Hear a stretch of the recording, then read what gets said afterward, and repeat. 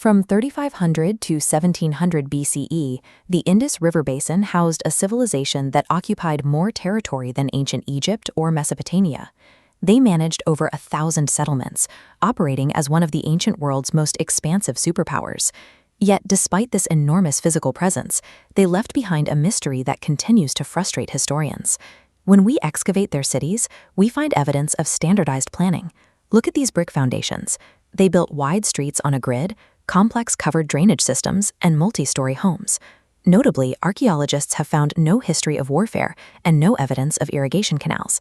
But the primary barrier to understanding the society is their script. Unlike Mediterranean civilizations, the Indus Valley left no bilingual texts, no Rosetta Stone to bridge the gap to our world. This seal illustrates the problem.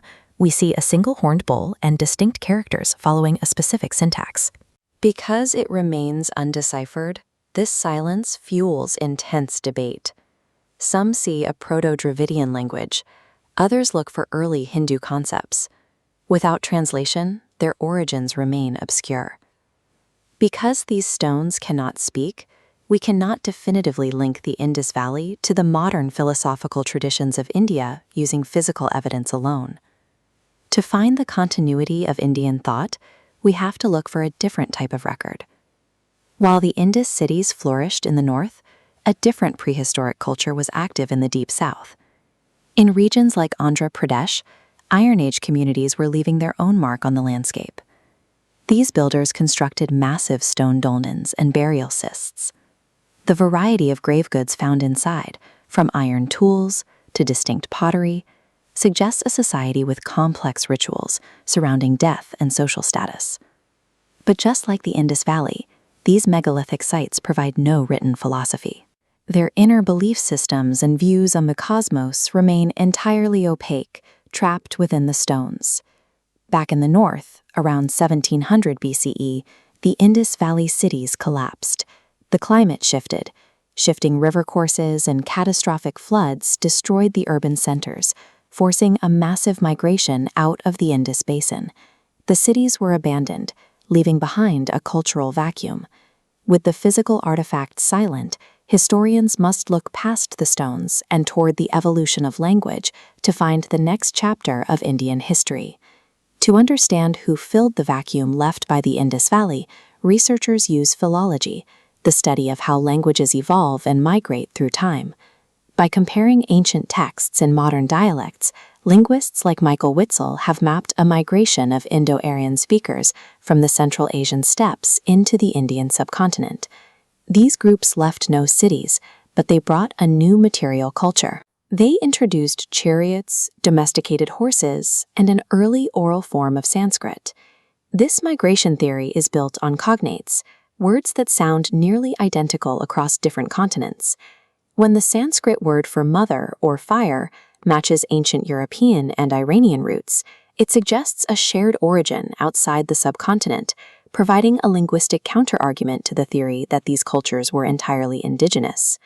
As these populations migrated and merged, their spoken language survived, while their nomadic lifestyle faded. Spoken Sanskrit, not brick and mortar, became the primary vehicle for the culture that followed. As this merged culture settled into the Gangetic Plains, it established the Vedic era, a period defined by its oral traditions. The primary record of this time is the Rig Veda. For centuries, these hymns were strictly preserved through oral transmission. These early texts center on karmakanda, a system of external rituals. The focus was on exact fire sacrifices to appease nature gods for prosperity. In this era, the goal of spiritual practice was to influence the physical world. The early Vedas contain little of the introspective, psychological inquiry that would define later Indian thought. While the foundational language was now in place, the shift from external ritual to internal philosophy had not yet occurred. Between 800 and 200 BCE, during a period known as the Axial Age, a movement of thinkers began to question the efficacy of these external sacrifices. They moved away from the priest's fire pits and towards jnana, the pursuit of liberating knowledge. They argued that true understanding could only be found through internal inquiry. This shift was codified in the 10 principal Upanishads. These texts mark the moment Indian thought transitioned from ritualistic performance to profound metaphysical speculation. These texts defined the Atman, the inner individual self. Beneath the mind and body exists an eternal witnessing consciousness. They proposed this Atman is identical to Brahman, the infinite reality of the universe, dissolving the boundary between observer and observed. This insight birthed the Vedanta tradition, providing the framework for nearly all subsequent Indian spiritual practices, from the path of yoga to the modern application of mindfulness. Viewing the timeline, it becomes clear that ancient Indian history is a composite of diverse layers. It began with the standardized cities of the Indus Valley and the silent megalithic grave builders of the south. It was then shaped by language and ritual traditions brought by the nomads of the steppes. These threads wove together along the banks of the Ganges, resulting in a civilization prioritizing the realization of the self over the construction of monuments.